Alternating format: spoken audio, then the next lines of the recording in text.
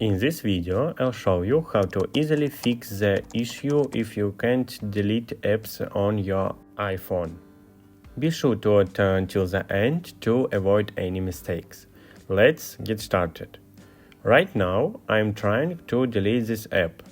To do that, I need to tap on Remove App.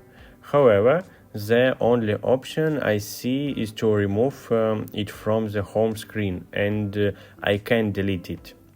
I'll try with another app, but the same issue occurs. It only allows me to remove it from the home screen. This is happening because we need to change some settings. First, open the Settings app. Next, scroll down until you found Screen Time.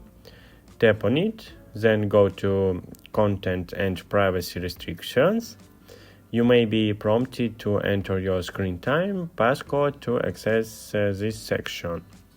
Once you're here, tap on iTunes and App Store purchase. You'll find the option for deleting apps, which is currently set to Don't Allow. This is why you can't delete any apps right now. To fix this, simply switch it to Allow. After making this change, wait a few seconds and then try to remove an app again. Now, as you can see, the option to delete appears when I long press the app. I can tap Delete App and it works.